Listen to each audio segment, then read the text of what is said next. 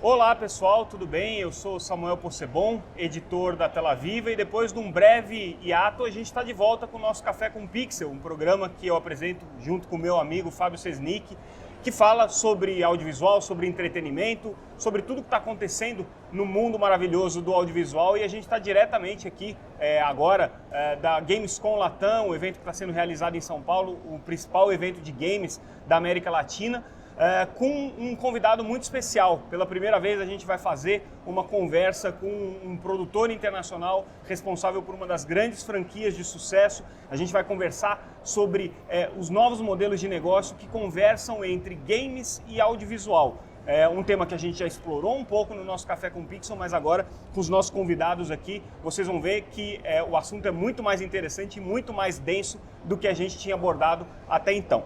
Bom, os nossos convidados, a gente tem aqui David Alpert. O David é CEO e fundador da Skybound, uma produtora de cinema e audiovisual que tem um modelo de negócios muito interessante, que é um modelo de coparticipação dos direitos com os produtores e que tem títulos icônicos, emblemáticos, como The Walking Dead e Invincible. Então, dá para, só por esses títulos, ter uma ideia do tamanho e da importância da Skybound no mercado audiovisual hoje, no mercado de games hoje. E aí, justamente, o nosso outro convidado é o Jon Goldman, que é Managing Partner da Skybound. Jon, obrigado pela presença.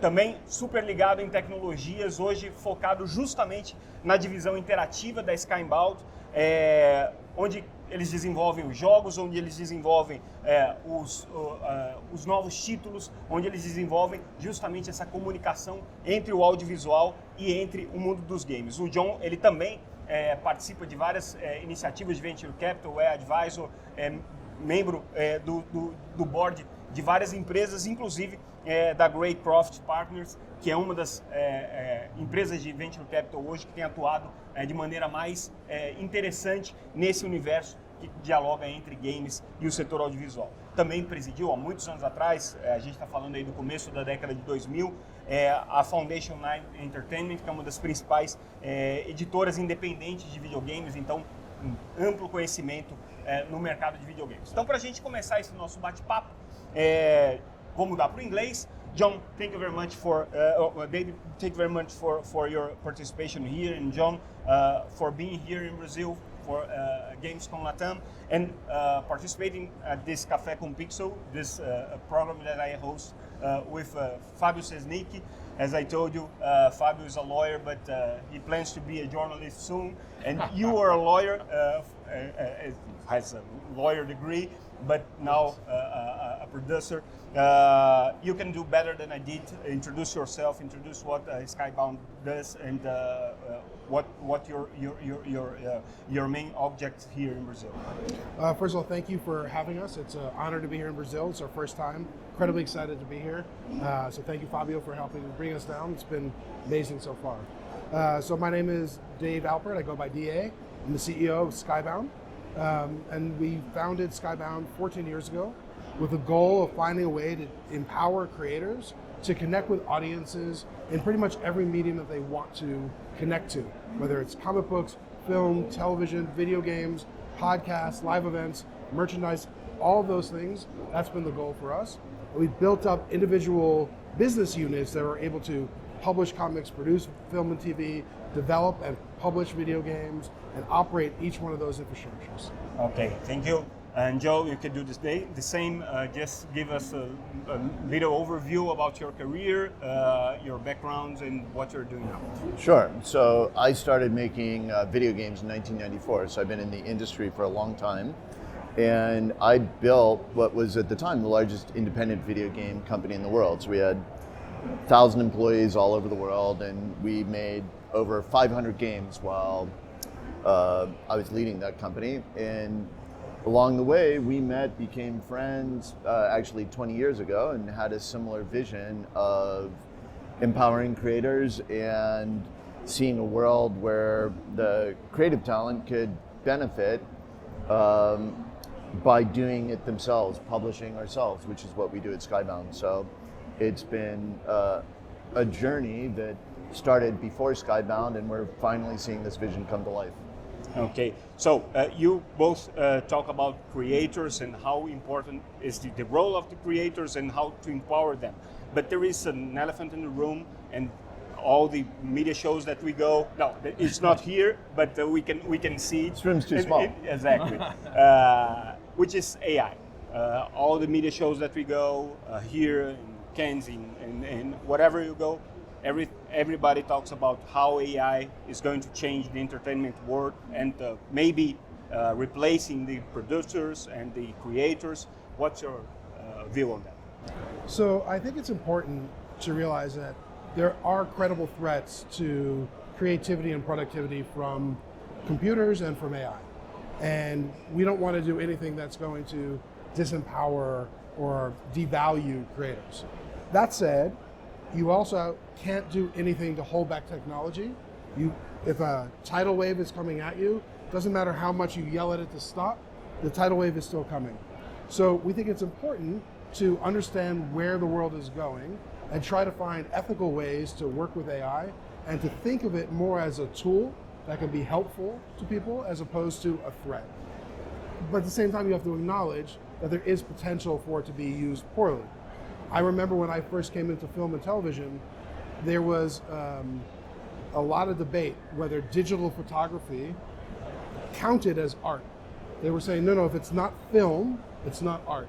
And there was this big debate about people who were the younger generation coming in saying, of course digital photography is art because it's art. Look at it, it's art. And so if you look at it and you see it and it looks like art and smells like art and feels like art, it's art. But ultimately, there's a lot of people that were like, no, if it's not film, it's trash. The same with the graphic computing. Of course. And today, nobody, very, very few people shoot on film, and nobody questions whether digital counts as art.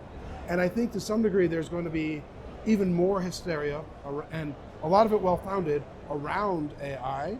But I think there's huge opportunities for it to be the generation that embraces AI as a productivity tool. Okay. Jon, your role is searching for new technologies and new opportunities and new trends. How do you see this AI trend and this AI tide? Let's call it. And what are the promising opportunities that we see in the industry now? Well, I also agree that for a while it's mostly a productivity tool, and so I think as computer graphics got better, there was a scare that we were going to replace actors, that you could just have, avatars be in the place of actors. And certainly we've seen the rise of animated characters, and even within movies, there's a lot of CG cuts, but it hasn't completely replaced people. And then the other point I wanted to add on to what DA was saying is that as we know of AI today, it's trained on everything that's come before. And to create hit entertainment, you have to do something different than what's done before.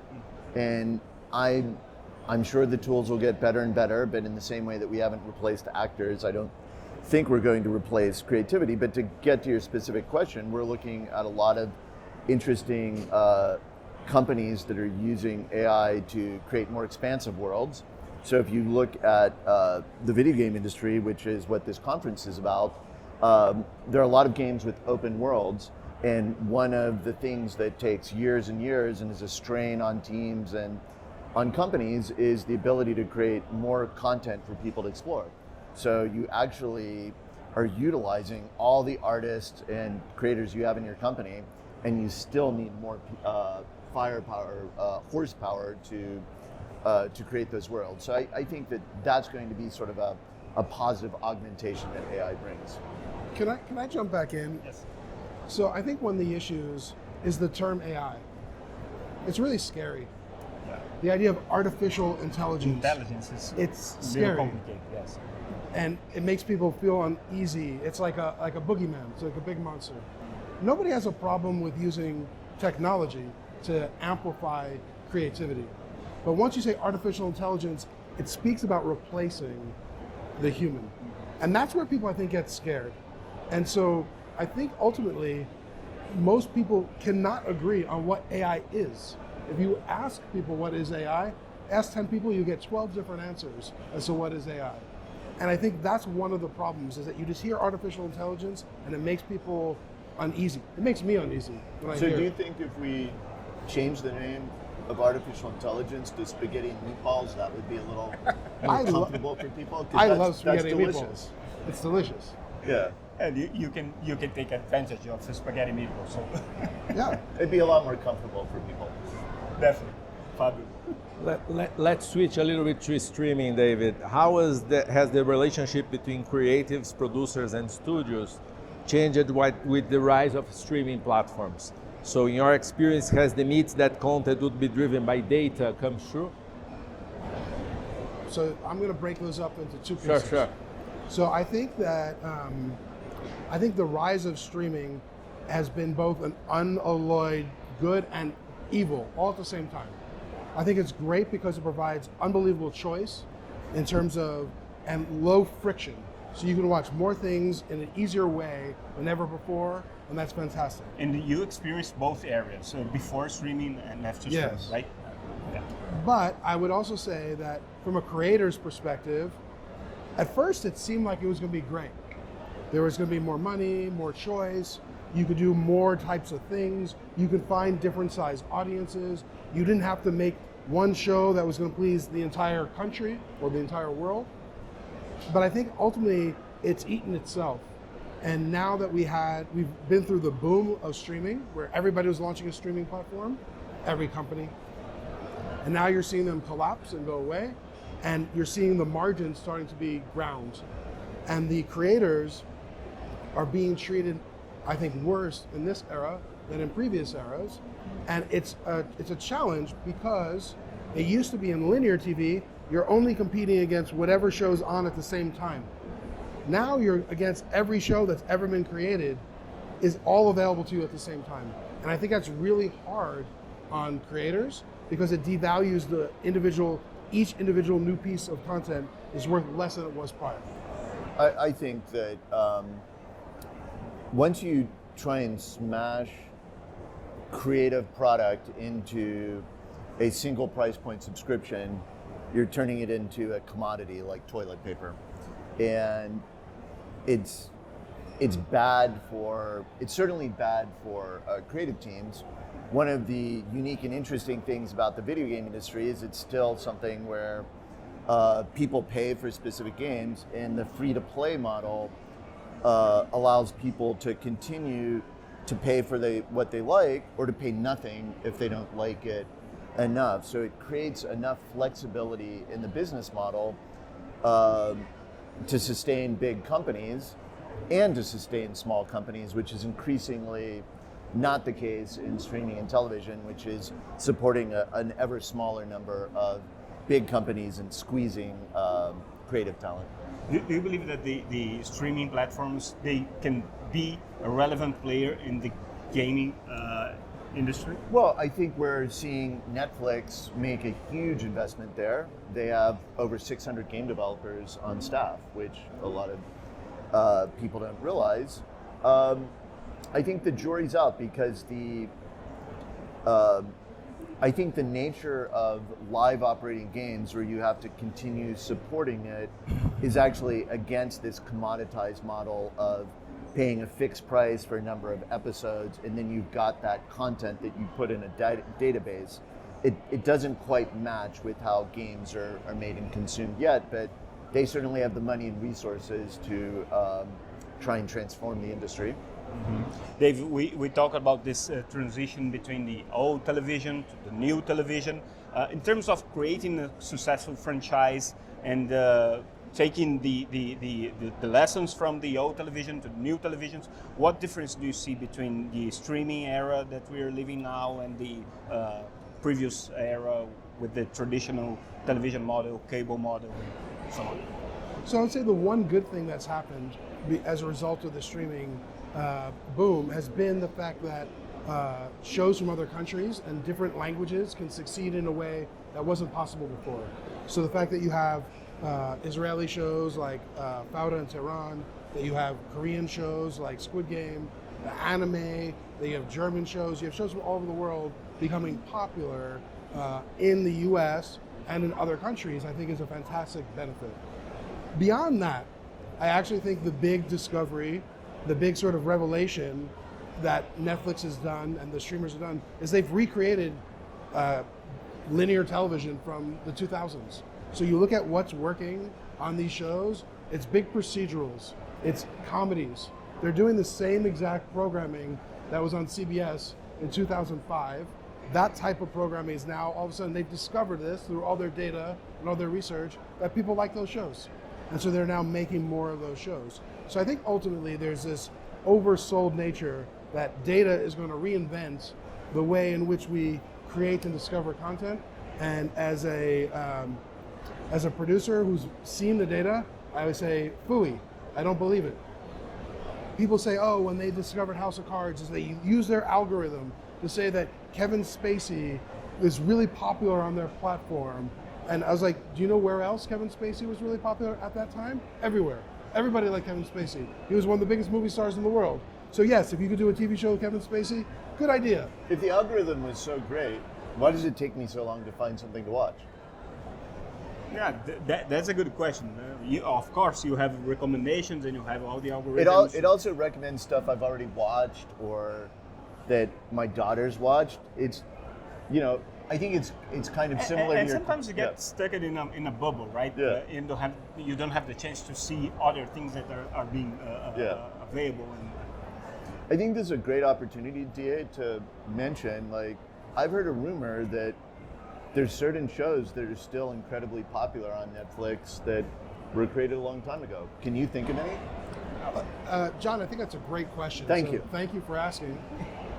there is one specifically. But There is one specifically, is that The Walking Dead, which was not made by Netflix, which was not originally aired on Netflix, even though it was originally created in 2010, in 2023 was a top 3 show globally for Netflix. Isn't that amazing? That's amazing.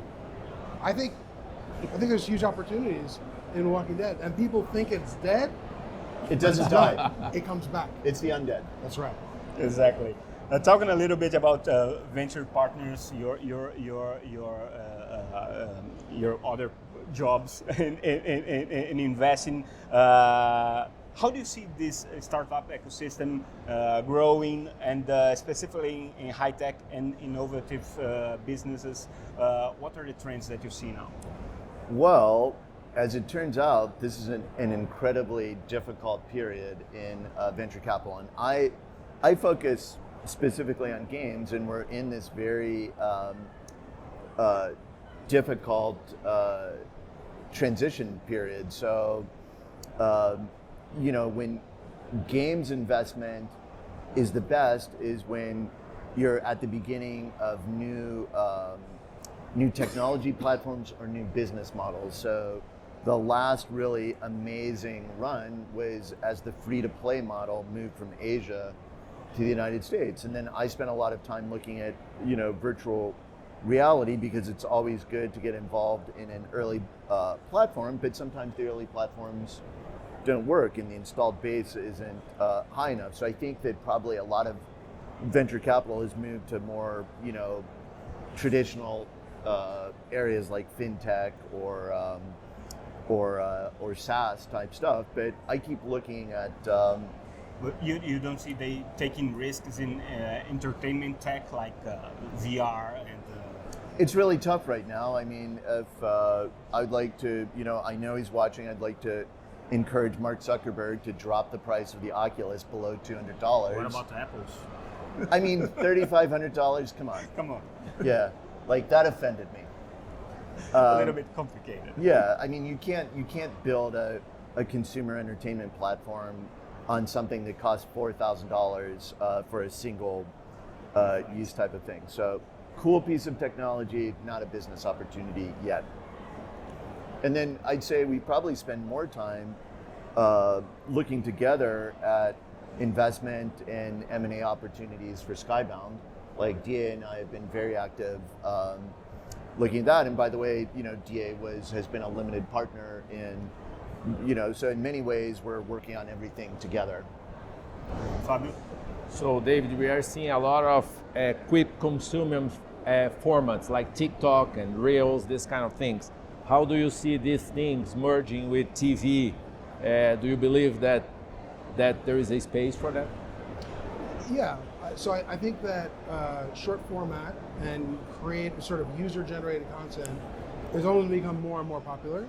And I think you're going to see that over time, the amount of user-generated content is going to increase exponentially, and that the higher-end professional content is going to shrink in terms of the amount of output that's made, because there's only so many hours in the day.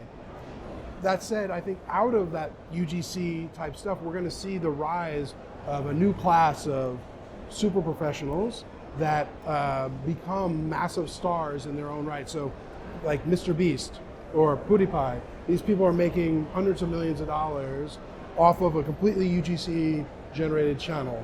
And I think we're going to see more and more of that happening. And the area that's between what we would consider today professionally produced content and that UGC content, there'll be a middle ground where people will come up out of UGC and become professionally produced content, and some of the cost level here will go down and meet them a little bit in the middle. So I think that overall, UGC will continue to expand, and there'll be a new format. I think TikTok has been interesting how it's been built. I think there's going to be a new format as well. So do you think, like Fabio's question was about merging, do you think it merges, or do you think that it's just another type of media? Because like Mr. Beast doesn't need to do traditional TV shows now. So I think it does merge, right? I think YouTube. So people talk about who's winning. People talk about Netflix winning the streaming wars, and I think the streaming wars are over and YouTube won, right? So I think YouTube is the leading streaming platform because if you look at the number of minutes viewed, more people watch more things on YouTube than watch them on Netflix. And it doesn't really matter if you're watching Mr. Beast or NBA highlights or a movie that's put up there. And now that the YouTube has gone after the NFL and is doing some of the Sunday Ticket on YouTube, the value proposition of the YouTube subscription to not get ads is arguably one of the best packages in the business. And no one really thinks of it in the same breath as Netflix or Apple or Amazon. But I do think in some ways they've already won the streaming wars. I think that sports play is huge, and for a Brazilian audience, that's American football, which is the richest sort of sports viewing rights in the United States. We are going to have this year an NFL game here in São Paulo. Who's playing? It's a huge success. I'm not sure who's going to play, but I know that it's sold out. Yeah. So it's a... Yeah, and that's the playbook which the Basketball Association sort of invented, which was taking, the basketball games to different countries, and now the love of, but, getting back to DA's point, like bringing that to YouTube, I don't think anybody's paying attention to, like, outside of industry people, what a huge... But anyhow, you don't see the TikTok dances and all the UGC formats that we see influencing directly the creation of oh, absolutely. professional. You see that? Already, because you look at, they call it book talk, like book influencers on TikTok. Mm-hmm. So now if you launch a new novel in the United States, the first question they ask is, what is your TikTok strategy? Which TikTok book influencer is going to promote your book? So the way that things are sold is through TikTok. So if you then are thinking about what book to publish, you think, how does this play on Book Talk? And if your book doesn't sell on Book Talk, it's not going to sell.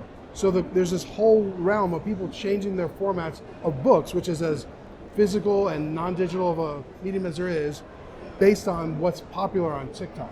So I think that type of influencer-driven, whether it's TikTok or YouTube or Snapchat, doesn't matter, but influencer-driven, UGC-driven content is going to change everybody's taste. Okay. We've seen the traditional franchises. Some of them are struggling a little at this point, and I don't know why. We saw Marvel with not so successful launches. Also Disney's Star Wars also having some struggles. Why do you see this happening? What is the explanation? Is there a fatigue or something like this? So I'll talk about Marvel first. I don't think there's a Marvel fatigue. I think the answer is very simple. One, Marvel had the greatest single run in movie history, bar none. More successes, more big hits, more global smashes than anybody else in history. The run that they had from the original Iron Man through the Avengers Endgame movie was like, and I'm Outstanding. it's unbelievable. You can't argue with it. If anybody gets one half of that success in the future, they'll be kings of the universe. It was such an amazing run. So one, you can't win forever. At some point, you're going to make errors. I think overall, Disney got in trouble and made them make too much content. And at some point, you can't. And very expensive content. Very expensive content, and there was just too much. So I think one, it was inevitable that they were going to have a miss at some point. Two, they started making too much stuff. And three, I think it starts collapsing a little bit under the weight of having to see 80 movies just to be able to understand fully the plot of the next one. I believe in the Marvel creative team, and I believe in what they're doing, and I suspect that they'll right the ship because they have done such a great job historically. I would never bet against them. Okay, Fabio, you brought them to Brazil, and you know the Brazilian audiovisual industry. So probably you had conversations between the Brazilian market and U.S. market. So. Yeah, we're curious, Fabio. Why did you bring us to Brazil? We still don't like. Exactly. What was your master plan? No, I don't have master plan yet, but one thing that's really interesting is business model. And I'd love if you guys can share that, because we are experiencing in Brazil producers and working in buy out their content to the platforms. Last year, most of the producers in Brazil entered in develop agreements with platforms, and most didn't get the green light, so it's a big problem in the market. So I wanna you guys share a little bit about the Skybound business model. That happens to be a favorite topic. Yeah. So. But it does actually make a big difference. So I think in general, so one, Fabio's master plan. I'm gonna reveal it for everybody now.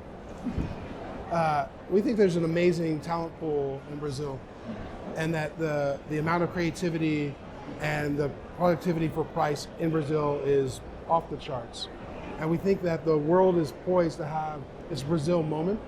And we've seen there's been moments, whether it's from music or sports or from film and TV, we've seen moments where there's been Brazil has cut through and been incredibly successful, but has yet to have that moment the way that Korea did recently, winning the Oscar, having the #1 show on Netflix.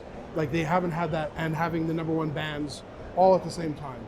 We think though that the way that Korea went from not being on the radar to being that huge successful, we think Brazil is poised to be there and break through. And our goal is to, one, help the creators here achieve that same level of success, and do it not just in Brazil, but on a global basis. And we think that partnering with an American partner, that we can use our strength and distribution know-how to sort of make them more successful faster. So it's good for us because we get access to great talent here in Brazil, but it's good for them because they're able to sort of break out of the ecosystem sooner and faster. And do you follow the Brazilian industry, audiovisual industry? Have you watching what is being produced here? Do you have any thoughts on the Brazilian content? Yeah, honestly, it really started, it was like around City of God when that movie first came out. It sort of huge success. It was like City of God, then Elite Squad. You started seeing like, oh, there's this whole vibe and tone and texture and style that we had never really seen before. And I think we've seen it start to grow, but again, it's like it has yet to break out. And I think a little bit of what you were saying, Fabio, speaks to some of the economic constraints that are facing here. And so we think that our business model will help those great creators and directors really break out of that. Do you think that the Brazilian producers, they have to adjust and adapt to the international taste? Or do you think that we can have something original that can make an impact, and like the Koreans producers, they change the audiovisual in the whole industry? I mean, the US market is still a really important market for content, and for the first time in history, Americans are watching foreign content with subtitles and loving it. There have been a lot of hit shows that were not made or adapted for the American market, that have seen success there, and then that helps them get success in other markets. But I did want to rewind to one of Fabio's questions about the Skybound business model, because what has happened for a lot of producers, not just in Brazil, but around the world, is for a while there was this buying frenzy that DA talked about, and as they were doing deals, producers all over the world were actually committing suicide for their businesses. And Skybound set on this strategy to retain our IP rights, which takes years of fighting and legal sort of, good news, we use a lot of lawyers. But when we retain our rights in shows like The Walking Dead or now Invincible, we're then able to take those rights and make video games or make action figures or do cruises, or we even made a Walking Dead wine that was really successful. But it's that retention of rights that provides a safety net for not only us as a business, but our creative partners like our partner Robert Kirkman or any of the other creators at Skybound. We can help them not only make more money, but to have more control over the creative decisions that happen in a TV show. And I think that business model has been the key to our success, actually. But also, I want to answer one other piece of the question. I don't think that every Brazilian show or style is going to be appropriate or break out. But I think it's a mistake to try to change the style for the international audience. I think it's what makes it uniquely Brazilian. That's what should be embraced. Anytime that you start trying to imitate, I think this is popular in the US or in Europe. Brazilian Stranger Things, like. Yes. Doesn't make sense. What about games? You follow the gaming industry here in Brazil. You see any opportunities for the franchises and the properties? I'm looking. Yeah. So that's a big industry. Yeah. So after this interview, I think we've got meetings till like 5 p.m. meeting teams here, and of course there are big teams like Wildlife already, or Aquiris that Epic bought. So there's a lot of great talent here, and so we're looking to meet some of them. Okay, so we are going to the end of this interview, and I just want to know exactly what do you see in the foreseeable future in terms of trends, and what can we expect from the audiovisual industry and gaming industry from the next months and maybe 1 year from now? I think you could expect more amazing Skybound content. That's Hopefully. a great prediction. I love that. And the thing I hope Brazilian for, content with you? My thing I hope for more than anything is that we find a great partner here in Brazil to make the next huge global hit. Okay, what about you, Jon? Well, on a more global level, we're seeing a little bit of the same struggle that happened in film and TV start to happen in video games. So Microsoft just bought Activision. They put Call of Duty on the platform for free, and they're trying to create a commoditized model that is happening in TV. I think it will be too difficult to do, but that will be a struggle that has an impact on creators all over the world, here in Brazil, the United States, Europe, Asia. Do you see more gaming properties and franchise migrating to television? Just we saw in Last of Us. Yeah, I mean, and like DA has a lot of great thoughts on that, but absolutely, because one of the amazing things about video games is the audience you can build, because you might watch a new TV show for, let's say, 8 hours, but you've got a whole audience like Last of Us or The Witcher, where people have spent hundreds of hours in a franchise, and that helps it stand out when you bring it to television and movies. Your thoughts, Dave, on this, specifically going from games to TV? I think now that games have evolved, that there's this immersive world that has deep and rich character and narrative, it's absolutely ripe for adaptation in film and television, and we're seeing it really start. But I feel like we're at like 2005 for comic books into film and TV, but we're about to see, I think, the golden age of video game adaptations in film and television. Okay. Fabio, any Yeah, final no, remarks? they are. I think one great example about cross platforms is The Walking Dead. So huge success in video game. So Do you agree with that controversial statement, TA? I think what he really means is we need more Walking Dead. We need a lot more. yeah, and I love the example of the wine that you made, and they sold 6 million bottles of wine with The Walking Dead. Drinking Yeah. wine. We were one Share of the this most example. It's amazing we were what one of the you most did. successful wine launches in the United States. With the Walking Dead brand? Yeah. The Walking Red. Okay. It was Walking actually, Red. and it was also like, because it was actually a good wine because he's a wine collector and actually cares about it. Oh, And so, you know, like, I think it is a part of the Skybound ethos that we care about our fans and what we do. We wouldn't just like put our label on some cheap wine. Okay, I thought that the only relationship between wine industry and audiovisual industry was the Coppola wine. But now I know that you were also targeting this market, and hopefully you can see more. We can have a Brazilian brands in cachaça, which is the local spirit. Let's do it. But do Invincible you think? cachaça. But do you think what Invincible sold the cachaça. wines itself was the quality of the wine for sure, but was the thing with the labels and the Yeah, AR and yeah. everything? So tell a little bit about it. It was So- his idea. You should tell it. So we put on the label, it was an AR app. So if you held up your phone, a zombie would jump out at your phone and break the lens. But if you bought a second bottle, Rick Grimes would jump out of the bottle and start fighting the zombie.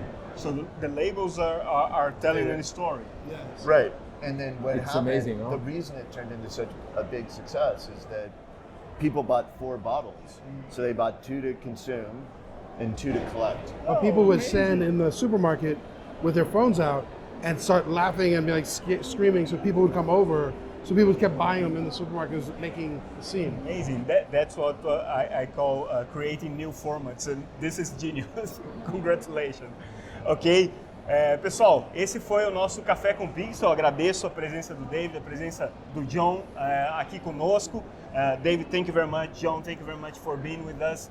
E a gente encerra, assim, mais um episódio do nosso Café com Pixel. Fábio também, obrigado mais uma vez pessoal. pela parceria. Ficamos por aqui, em breve a gente volta com mais um programa. Thank you very much. Thank you. Obrigado. Thank you.